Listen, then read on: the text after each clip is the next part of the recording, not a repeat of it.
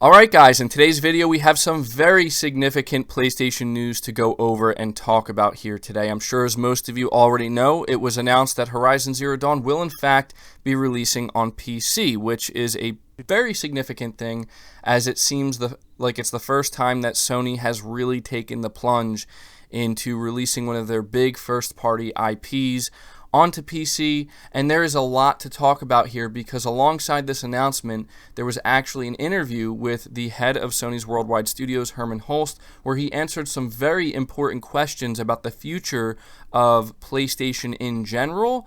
But more specifically, I want to focus on a few of the questions that were asked that I think were the most important in terms of their outlook on PlayStation exclusives, what Horizon Zero Dawn going to PC means for the future of PlayStation and its first-party IP. So we're going to go over some of these questions here, and before going any further, if you could do me a favor, hit the like button. It really helps the video out more than you know, and be sure to hit the subscribe button as well. But I want to let you know that we're not going to be going over every single question that Hermen Hulst was asked by the official PlayStation blog, because there was actually a lot here. I will have it linked down below so you can read the entire thing for yourself. It's very interesting. But what I did is I took some of the most important questions, and I'm actually going to start this video off by going over the most important question that Hermen Hulst answered in this entire interview. There's no doubt this is the most critical question because it's the question that pretty much all PlayStation fans are now asking in regards to the future of PlayStation exclusives. So here's exactly what the official PlayStation blog asked Hermen Hulst. They asked, PlayStation is no stranger to publishing titles on PC, but Horizon Zero Dawn is one of the largest games to make that leap. Is there anything you would say to PlayStation fans? What does it mean for the future? And Hermen Hulst answered with this. Sure, I think it's important that we stay open to new ideas of how to introduce more people to PlayStation and show people maybe what they've been missing out on. And to maybe put a few minds at ease, releasing one first-party AAA title on PC does not necessarily mean that every game now will come to PC. In my mind, Horizon Zero Dawn was just a great fit in this particular instance. We do not have plans for day-and-date PC releases, and we remain 100% committed to dedicated hardware. Now, I'm sure obviously most of you know why this was the most important question that was answered during this Q&A with the head of Sony's worldwide studios, because as I said, Horizon Zero Dawn going to PC is a very big deal for PlayStation's first party. I don't think it's ever been done before as far as I know. And I know some people are going to be like, well, what about Death Stranding? But the thing about Death Stranding is that was never a first party PlayStation exclusive title, to whereas Horizon Zero Dawn is. Now, when we heard rumors about this, I had speculated that I believe Sony is trying to play the best game they possibly can here in the smartest way possible.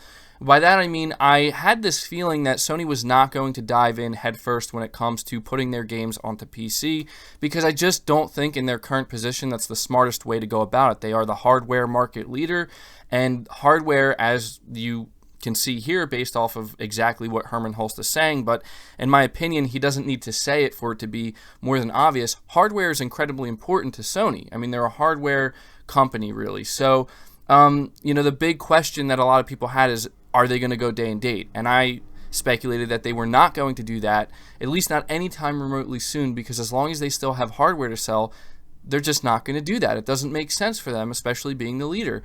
And so you have a situation here where Sony is trying to get the best of both worlds, and I believe they will do that, where there is certainly, you have to imagine, a certain percentage of gamers who are PC-only gamers and were maybe always interested in Horizon Zero Dawn and maybe some other PlayStation exclusive games, but they just didn't want to be bothered with buying the hardware. Now that the PlayStation 4 is reaching the end of its life cycle, Horizon Zero Dawn is more than 3 years old. I promise you that game is probably not making barely any money at this point, considering it's a single-player only game and you can get it for like $10 or even cheaper in some instances.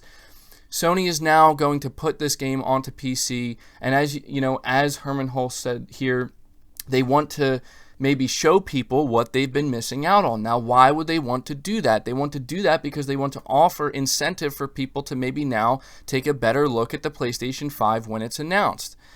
And this is exactly what a lot of us expected, where Sony's going to play the smart game here, and they're not just going to dump everything on PC day and date and just basically make their hardware potentially irrelevant to a lot of gamers instantaneously. They're not going to do that. They're going to slowly put certain games out there where it makes sense. I mean, here's the best way I can put it. If Hermen Hulst knows that Horizon Zero Dawn 2 or a sequel to Horizon Zero Dawn is in the works, which it obviously is, and it's going to be announced alongside the PlayStation 5 during whatever big reveal event they're going to have, then this makes total sense. Put this game on PC, let people who don't own PlayStation 4s get a taste of it, and then when they see that sequel, for those who really enjoyed playing it on PC, once it's announced that the sequel to Horizon Zero Dawn is not going to be releasing day and date on PC, then you maybe have potentially more people who at one point were not going to buy PlayStation 5. Now they're going to go buy a PlayStation 5. It's kind of genius, I have to admit. And this is the smartest possible way that Sony could do something like this, where there's no reason, in my opinion, to keep a game like Horizon Zero Dawn permanently locked to hardware that's eventually going to, be outdated, right? Like, it makes sense if you have new hardware to sell with a sequel to this game, to get it out there to PC gamers and let them experience it and let them try it. That's just my opinion on it. Now, it would be a completely different situation if Sony announced that Horizon Zero Dawn is going to PC, and then they announced that, oh, and by the way, every single first-party game going forward from here on out is also going to release on PC. I think that would, I don't want to say destroy any potential that the PlayStation 5 would have had sales-wise, but there's no doubt it would have made potentially a huge dent in that. Now, all we have to do is look at the way PlayStation has been handling things, and now we have Hermen Hulst kind of admitting that they're going to change some things up going forward, but they're not doing it in a really bad way, in my opinion. They're doing it, again, in the smartest way possible. And I'm just happy to hear this, because as I've always told you guys, I'm a console enthusiast.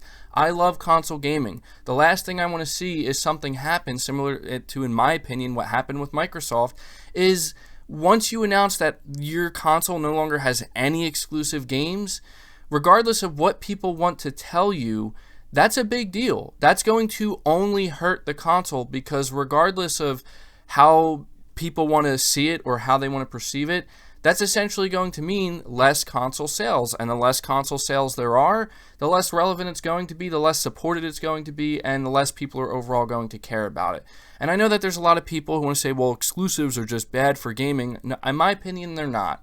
Okay, and we're going to actually go over a few of the other really critical questions, important questions that Hermen Hulst answered here that I think kind of continue to point that out, because if there's one thing that I don't think anybody can argue with when it comes to Sony's first party and their exclusive games, is the quality of these games. And as I've always said, I firmly believe that the need for Sony to sell expensive console hardware is also what drives the need to ensure that their games are at the absolute highest quality they can be. That's not to say that they would be any less, like the quality would drop significantly if they didn't have to sell console hardware, but there's a good chance it could. That's just me speculating there, but I think the two kind of go hand in hand. But the other questions that were asked here is PlayStation's official blog post said, since you've come on board, have there been any changes at Worldwide Studios? And Hermen Hulst answered by saying, I think Worldwide Studios is in a really good spot. We have been, and we are still very much a quality-oriented group of developers. We are storytellers, and we like to create new experiences. And those are values that for a long time have been part of Worldwide Studios, and they're going to continue to be part of Worldwide Studios, but we're always looking to how we can improve things, how we can work together, how we're organized. So I thought this was an important question to acknowledge here, because once again, we have Hermen Hulst, the new leader of Worldwide Studios, emphasizing that quality comes first. When it comes to how they view their studios, it's all about the quality, and honestly, as somebody who is all about quality over quantity myself, that's exactly what I want to hear. That is music to my ears. And you know what? This isn't just talk either. That's the best part about it. When we think about somebody like Hermen Hulst giving an interview talking about how they're quality storytellers, it's not like, okay, we'll see it, we'll believe it when we see it. No, that's not the situation. The situation is the exact opposite. We've seen it.